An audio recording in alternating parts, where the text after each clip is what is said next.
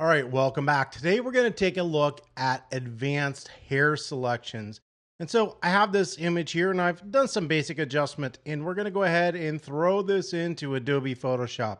The thing that you can do the best for selecting hair is a couple of things. First, if you know you're going to have to select and cut it out, the way you shoot it can make a huge difference. So in this image, we have a dark hair, light background. That's going to make the selection easier. Now, they could have made this even whiter. That would work better. But in general, we want that high contrast. The other aspect of selections is focus. So usually in a portrait, you're shooting with a really shallow depth of field. And so that hair in the background becomes soft. That hair that's soft doesn't select well, and it doesn't select as well as the hair that's sharp. If you know that you're going to cut something out and you want the best selection, having a wider depth of field so that hair is sharp is going to give you a better selection. Now, there's some tricks that we can go in to fix this. And so you're going to see them. It also is dependent on what color background you use when you do this. So what can we do to select hair? Well, the best thing you could do is use select and mask. And so we're going to go to select, down to select and mask. So inside of select and mask, we are simply going to go up here to select subject. And it's going to make a pretty good selection just at this point. But you can see right in here, we've got some areas that it missed, areas some that it missed, areas some that it missed. And we've got multiple options inside of the program as to how this works and how well it works. The first one we're going to do is simply click Refine Hair. So refine hair, it's going to analyze the image and you can see it's already done a much better job selecting the hair. Now it's messed between the eyelashes and over here, and it looks like it's got some semi-translucent areas in here. The other option, and there's something that we can do to further refine the hair, but what we're going to do is we're going to come over here. Notice we've got object aware and color aware. So let's go ahead and zoom in a little bit to that head. And right now we are using object aware to make that selection. Well, what happens if we switch to color aware? So we're going to go ahead. It's going to say yes. We're going to do things different. And just like that. In general, when you're doing hair selections, color aware tends to work better than object aware. Right now, what we need to do is now go in and refine what we've done. So up here, we've got the edge refining brush, and we're going to select that. And usually I just click Smart Radius, and that's going to analyze it and make the radius what it thinks it should be. Otherwise, you could manually slide this. And what we want to do is just kind of brush over the areas that it hasn't selected perfect or we think needs refining. So I could go over an area that it's already selected, all right? That's not going to help as much is over here where it's semi-transparent. I'll paste over that and it's going to apply it. I'm going to slide down here. And your brush size does matter when you've done this. You don't want to go too much over the subject. You just want to mostly go over the area that you want it to refine.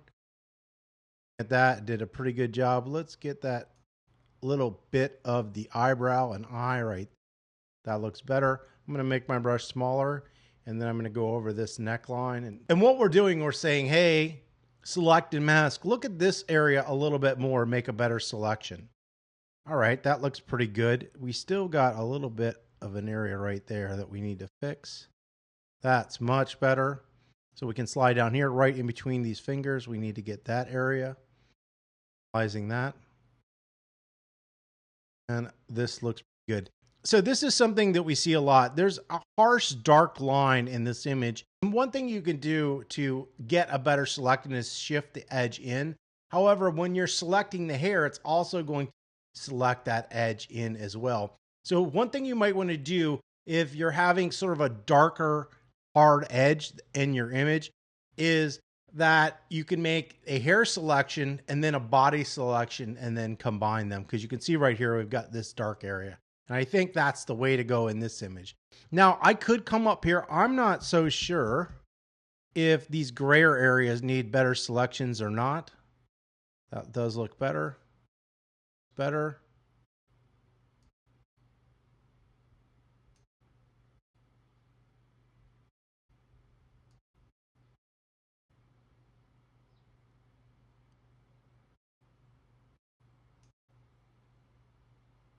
And that looks pretty good. We have multiple options when it comes to outputting. But the first thing we want to do is right down here, you'll notice we've got output and decontaminate colors. When you select something and it's not at 100%, and that's what this refining hair does because it's semi-transparent, you get these weird color casts in it. So by clicking the decontaminate colors, you will see instantly, yeah, that is way better of a selection than before we didn't have decontaminate colors on. How do we want to output this? Do we want to do it as a new layer? A new layer with a layer mask. It could be a selection. In this case, we're going to do a new layer with a layer mask. And I'm going to go ahead and hit OK. And just like that, our image has been selected. I'm going to hit Command 0 to zoom out. And look, that looks pretty good, doesn't it? So let's click on the layer below. I'm going to add a new layer. I'm going to hit Shift Delete on a Mac, which is the fill command. I'm going to fill that with white. And what you're going to see is, yeah, that looks like a perfect selection.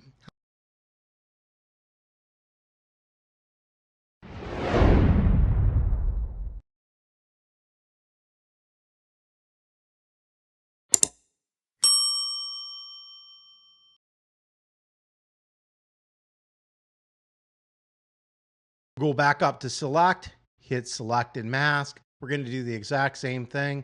We're going to hit select subject, refine hair, grab our brush, going to turn on smart radius.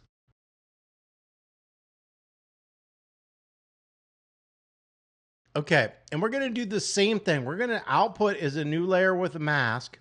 However, this time we're not going to click that decontaminate color. Now watch what happens if I move that gray layer below it. You see how we get this weird kind of ghosting of the hair where it's sort of, see right out here, it's ghosting the hair and it's white. So this is a time where that cloning of the hair to get it more accurate or in those semi-ghosting areas can be helpful.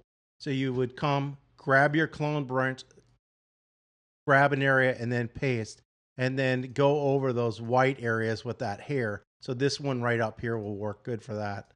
You can see we're adding that hair back to that image. The only difference here between the two is one we use decontaminate colors and the other one we didn't use it. And you can see that adding that decontaminate colors, a much better selection inside of Adobe Photoshop. Well, that's it for hair selections inside of Adobe Photoshop. If you have any comments or questions, you can leave those below. Don't forget to subscribe and have an absolutely wonderful day.